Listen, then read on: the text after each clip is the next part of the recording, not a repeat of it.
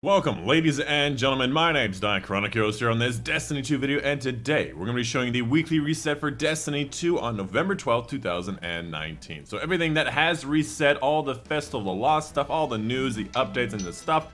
And that's my phone going off, super professional. So yeah, basically everything that has reset in this week, as well as the special stuff going on. So firstly, Iron Banner is over, but very frequently I come in too early and this thing is still there. But Iron Banner is over right now. So first and foremost, this is going to be the last week of the Festival of the Lost. So if you want to get that Winter Wolf or whatever it's called, the Werewolf auto rifle, that 950 guaranteed masterwork auto rifle from Eva, or anything to do with the event, getting those triumphs or the mask or whatever it is that you want to do, this is the very last week to do it for this year. Another thing to mention is that next week will be the final offensive of the Vex. You can see the calendar on screen now. We still don't have a new calendar, at least I don't think we do. To be honest, the only thing I really care about in these resets is the candy in the tree. Let's be honest here, like that's the only thing people really care about, is getting the candy in the tree.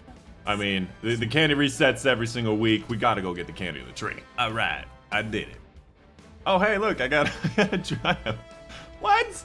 It took it long enough for that to happen. Moving on, let's go ahead and talk about the regular weekly resets, starting off with the Nightfalls. This week, the Nightfall ordeal will be the Pyramidion. So the Pyramidion is a big sniper hobgoblin at the end, and the special thing here is going to be Shocker. When defeated, goblins spawn an arc pool that causes damage over time, and obviously the master version has the full set of all the crazy stuff with Overload, Barrier, seeming to be the primaries on this one. As for the regular Nightfalls, we have first off the Lake of Shadows. Used to be a PS4 exclusive. It's a taking Cabal at the very end, dropping the Malicious Birthright grenade launcher. Next up, we have Exodus Crash, the one that everybody hates, that at the very end has the guy that goes invisible all the time and disappears, and he drops that one exotic sparrow that I always forget the name of, and then finally Festering Core, a new strike for the new DLC that does not currently have a Nightfall unique. The highest scoring Nightfall is probably going to be Festering Core. I haven't done the Nightfall on Festering Core, but it is a newer mission, so I assume it has the higher points. That's usually how it works.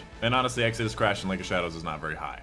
As for the fastest, I think, honestly, Lake of Shadows. Even though none of them are really that fast, it seems like the fastest. The heroic modifier for this week will be Solar Singe, and the daily right now is going to be Grounded and Brawler. As for Crucible, the rotating playlist is still Momentum Control. I think there was said that it was going to be here for the entirety of the Festival of the Lost, so hopefully next week there's something else, and then the other one's going to be Lockdown. Oh, Impact Velocity. Oh, that's what this sparrow is called. Damn it. As for the Reckoning, this week it will be Void Singe. The daily right now is Grenadier, and the bosses right now is going to be the Sword. So if you're looking to get that last man standing shotgun with 1-2 punch, it is available this week. As for the Flashpoint, it will be taking place on Mars, so completing your public events, lost sectors, and heroic adventures to get this powerful gear. And of course, since we're here already, the escalation protocol this week will be all 3. That's because last week was all 3, and next week will be the shotgun. If you don't have the shotgun, get it. It is amazing. As for the moon, a couple things have reset and changed. Obviously, we have Crota, we have Fogoth, and we have Dominus Gaul for the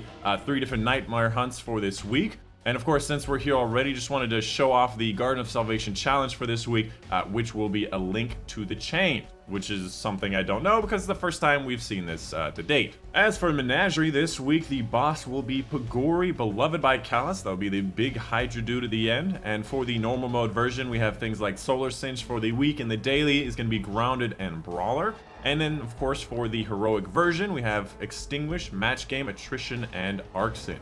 And as always, I highly recommend you play some Menagerie to get the weapons that you want, because it is the best activity to get the weapons you want with the roles that you want, because you can specify specific weapons with specific masterwork roles, and you can do it very easily. So I highly recommend go out there and get a bunch of them, because they're just so good. So I guess now I have to go talk to Eververse and show you the store, but I don't want to go down. I like my tree. I'm sitting up here with Sabrina. Obviously, the cat was not actually called Sabrina in the Sabrina witch thing, but I can't remember the name of the cat. But I don't have to walk down there or jump down. I can stay on my tree, open up my tablet, and then, of course, access her store on her new online site in your Director tab. That's right, for the low price of opening up your whatever this thing, the touchpad on PlayStation, you can actually come here and see all the stuff that she has available. Moving on, let's talk about the things that she does have on offer. She has the Transmit effect, which is a murder of crows. A pretty cool Transmit effect where it's just a bunch of crows that fly through the air as you get there. You obviously have This sparrow that we've seen in previous pictures and whatnot, very similar to the tractor, like sitting position and shape. This is definitely a John Deere for sure. If you wanted that, it's kind of also bad juju. And then you also have the boo emote, which is you basically scare somebody with a big old ghosty projection of you and boo, scary, and all that stuff. Again, another reminder is that this is gonna be the last week of the Festival of the Lost, so if there's something that you want, you have to get it now. And of course, I also want to recommend that you also take a look at this section where you can actually purchase the skeletal bundle for a specific character, specific class, for Bright Dust. So for 6,000 Bright Dust, you can buy the full set, or you can buy it with 1,500 silver. It's up to you. And then moving on to the final section of the Bright Dust section, we have things like the Parting, which is basically sniff a rose and then throw it. We have the Ghost Shell for Speed Demon, Public Defender. The Cat Ghost Shell, the cat, I say cat. It's a Bat Ghost Shell for Guiding Light, Banshee Favorite, which is not a bad roll, and it's also a very cute looking ghost. We have, again, another version of that same John Deere. We have the Broom Sparrow. If you still haven't gotten it, it is available for the last time here, and of course the mask for Omnigul and the Jack-o'-lantern, and then the transmit effect across the bottom, the Soul Snot. Again, I don't know if that's a Soul's Knot or a Soul Snot, and then you got the Looming Moon and more hummingbirds, and of course the shaders. If you wanted to get any of these shaders, they are available. Soul Snot! It's a Soul Snot! Alas, unfortunately, I must descend the tree so that I may go speak to Hawthorne. But hey, there's another tree next to Hawthorne. Man, I'm gonna miss this decor. This is such a well-made decor around the tower. So intricate, lots of little things, and it's not often that they go all out. And it's beautiful. I mean, look at this gate. Damn. Where did that gate even come from, man? It doesn't even reach all the way across the path. I mean, what a useless gate, am I right? Oh, it's a tree with candy on top of it. I can't resist. Hold on, Hawthorne. We got some priorities here. Ugh. So in theory, Ikora should be done with this portal by next week, because that's when the final offensive is, and when I assume the Vex will just storm into the tower, as they obviously will, and it's looking like it's still a little ways from being done, so we'll see if they can hustle in the last week, shall we?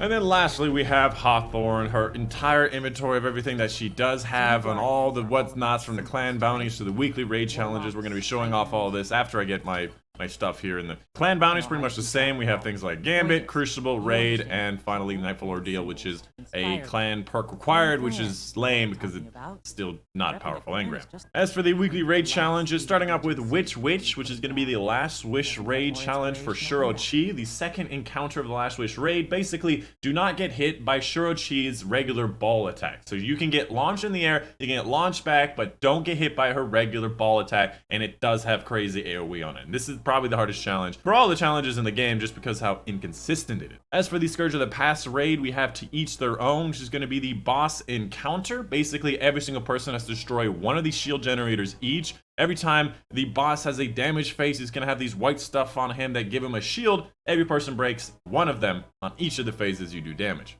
And then finally, you have the Crown of Sorrows challenge with both hands. It's going to be the boss section. During the boss damage phase, basically you can only shoot down one of his hands once per person, so split up into 3 groups of 2 that will shoot down his hands all 3 times if he goes to all 3 phases. That's pretty much it. That's the end of the reset. That's the end of the video. Let me know in the comments down below if there's something I missed, any questions, any concerns, and all that whatnot. Let me know how you guys are enjoying the Festival of the Lost, what you're looking forward to with Destiny 2 in the future. Let me know if you liked my video of the top 5 Titan exotics from yesterday. But yeah, that's the end of the video. Hope you guys did enjoy, and I will see you guys on the next one.